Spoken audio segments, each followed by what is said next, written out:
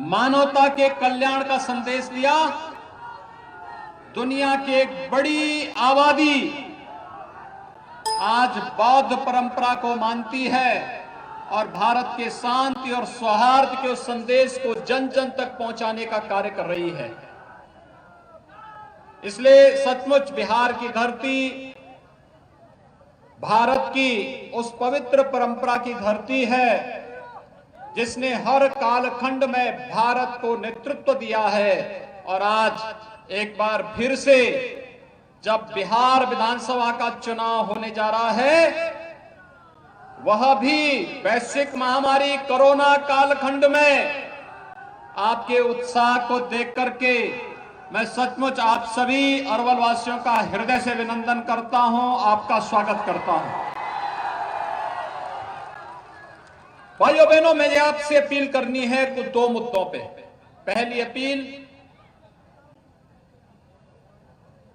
Corona के खिलाफ देश की लड़ाई को 135 करोड़ लोगों के हित में प्रधानमंत्री मोदी जी के नेतृत्व में लड़ा जा रहा है।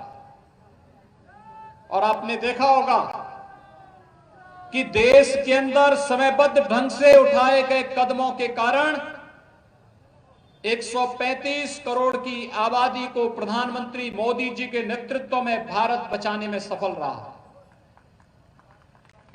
लॉकडाउन की कार्रवाई में भले कुछ लोगों को तात्कालिक परेशानी हुई होगी, लेकिन हर गरीब को राशन मिल जाए, हर गरीब को रसोई गैस के का निःशुल्क सिलेंडर उपलब्ध हो जाए और प्रधानमंत्री गरीब कल्याण रोजगार अभियान का शुभारंभ तो प्रधानमंत्री जी ने इसी बिहार की धरती से प्रारंभ करके हर हाथ को काम देने के भी एक अभियान को आगे बढ़ा करके शुभारंभ तो प्रधानमंत्री जी ने भारत की परिकल्पना को साकार करने का कार्य भी किया था। भाइयों बहनों, जहां पर राशन देने में कोई भेदभाव नहीं, शासन की सुविधा को देने में कोई भेदभाव नहीं, किसी भी प्रकार का न जाति का भेद, न क्षेत्र का, न मत और मजहब का, सबका साथ, सबके विकास के भाव के साथ प्रत्येक नागरिक को शासन की सुविधा से जोड़ने का कार्य प्रधानमंत्री नरेंद्र मोदी जी ने देश के लिए और श्री नीतीश कुमार जी ने बिहार देश किया है। मुझे लगता है कि साथ सबके विकास के भाव के साथ इस वर्तमान में केवल प्रधानमंत्री मोदी जी के नेतृत्व में भारतीय जनता पार्टी को और बिहार के अंदर नीतीश कुमार जी के नेतृत्व में एनडीए के प्रत्याशियों का यह अधिकार बनता है कि जनता जनार्दन आप निर्णय लेकर के इन प्रत्याशियों के पक्ष में अपना वोट दे। याद करिए, नीतीश जी के सत्ता में आने के पहले बिहार की स्थिति क्या थी? बिहार के नौजवानों के सामने पहचान का संकट था।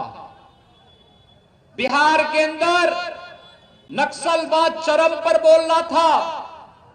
जिस प्रकार से जातीय संघर्ष करा करके एक परिवार स्वयं का अपने पूरी व्यवस्था पर हावी होने का प्रयास कर रहा था, ऐसे ही कांग्रेस का नेतृत्व भी पूरे देश के अंदर जाति, क्षेत्र, भाषा के आधार पर लड़ा करके पूरे देश के अंदर केवल एक परिवार का राज चलेगा, बाकी लोग भीख मांगेंगे, इस प्रकार की स्थिति उन्होंने पैदा कर दी थी। कश्मीर की समस्या कांग्रेस की देन, नक्सलवाद की समस्या देश के अंदर कांग्रेस की देन, अलगाववाद की समस्या कांग्रेस की देन। लेकिन गरीबों के लिए कोई योजना बने, किसानों के लिए योजना बने, नौजवानों के लिए योजना बने, महिलाओं के लिए योजना बने, बिना भेदभाव के बने, ये कभी कार्य ईमानदारी के साथ उन्होंने करने का प्रयास नहीं किया। भाइयों बहनों, ये कार्य प्रारंभ हुआ जब प्रधानमंत्री के रूप में 2014 में नरेंद्र मोदी जी देश के प्रधानमंत्री बनते हैं। आपने देखा होगा, प्रधानमंत्री बनते ही मोदी जी ने सबसे पहला काम किया गरीबों का खाता खुलवाने का, जनधन अकाउंट खोलने का। प्रधानमंत्री मोदी जी ने दूसरा कार्य किया, हर घर को शौचालय उपलब्ध कराने का स्वच्छ भारत मिशन में 2 अक्टूबर 2014 में प्रारंभ किया। तीसरा कदम उठाया, गरीबी रेखा के नीचे जीवन यापन करने वाले परिवार को एक एक आवास उपलब्ध कराएंगे। चौथा काम किया हर गरीब के घर में रसोई गैस का सिलेंडर पहुंचाने का। पांचवा काम किया हर गरीब को विद्युत का निःशुल्क कनेक्शन उपलब्ध करवाने का। छठा काम किया नेशनल पोर्टेबिलिटी के माध्यम से हर गरीब को राशन कार्ड की सुविधा का लाभ देने, और बिहार का नौजवान अगर कार्ड बिहार के अंदर बनाया है, वह चाहता है कि राशन कार्ड में उसे मुंबई में और बेंगलोर में राशन मिले। प्रधानमंत्री मोदी जी ने संभव बना दिया है कि नेशनल पोर्टेबिलिटी के माध्यम से राशन की सुविधा आप वहां भी प्राप्त कर सकते हैं। मोदी जी ने एक काम और किया, आयुष्मान भारत में हर गरीब को 5 लाख रुपए सालाना स्वास्थ्य बीमा का कवर देने का कार्य भी प्रधानमंत्री मोदी जी ने किया।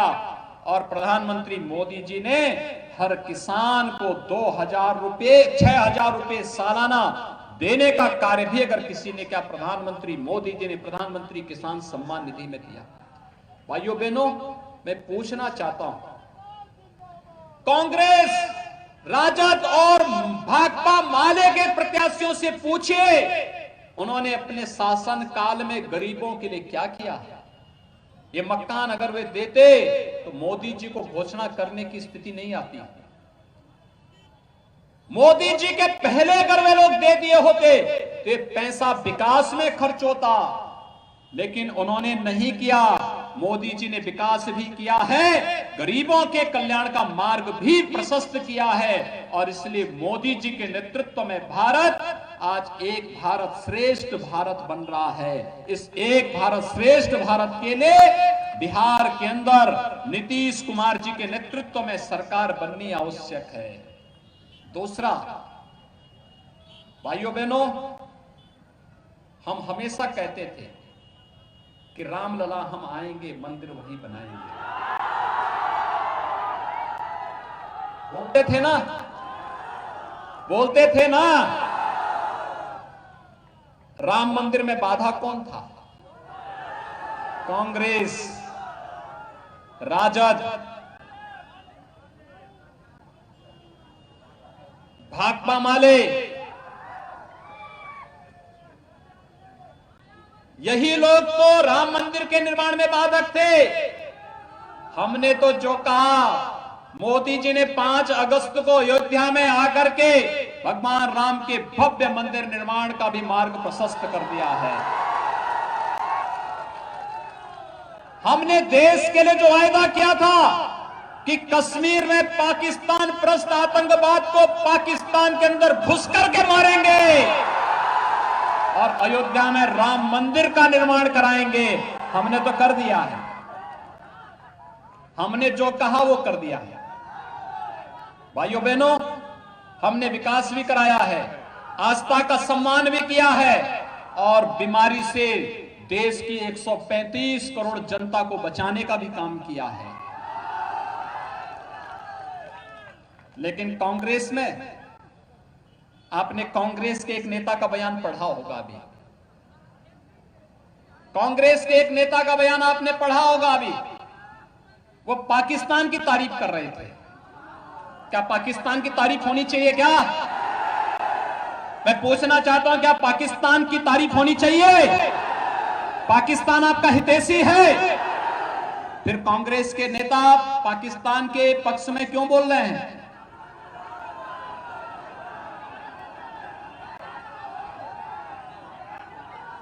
जब यहां पे इस बिहार के अंदर, जब बिहार के अंदर लालू जी के नेतृत्व में राजद की सरकार थी, कांग्रेस समर्थन कर रही थी, उस समय गरीबों को राशन तो नहीं मिलता था ना, लेकिन पशुओं का चारा भी गायब हो जाता था।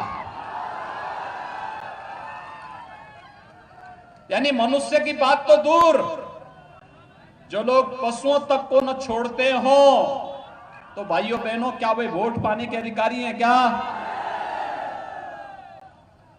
आप देखना, प्रधानमंत्री मोदी जी ने कहा पहला कार्यकाल देश की आम जनमानस की, गरीब के लिए, किसान के लिए, नौजवान के लिए, महिलाओं के लिए, इनके उत्थान के लिए कार्य का, और दूसरा कार्यकाल देश से आतंकवाद को समाप्त करने का, नक्सलवाद को समाप्त करने का और देश की आकांक्षाओं के अनुरूप भगवान राम के भव्य मंदिर निर्माण का मार्ग प्रशस्त करने का होगा। हो रहा है ना? कश्मीर में धारा 370 समाप्त हो गई ना। अब कश्मीर में हमारे जवानों के ऊपर कोई पाकिस्तान प्रस्त आतंकवादी हमला करने का दुस्साहस नहीं कर सकता है, क्योंकि उसे मालूम है हमला करेंगे तो फिर राम नाम सत्य है, तय है।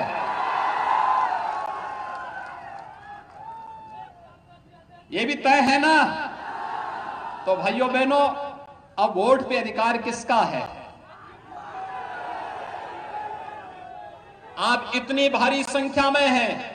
देखिए, मैं सच बताऊं, जब मैं आज सुबह लखनऊ से चला था, मुझे वहां पे एक सज्जन ने पूछा कि कितनी भीड़ होगी। मैंने कहा यार देखो, कोरोना कालखंड है, 2000-2500 की भीड़ रहेगी। यहां पे मैं देख रहा हूं 25-30 हजार की भीड़ आ गई है।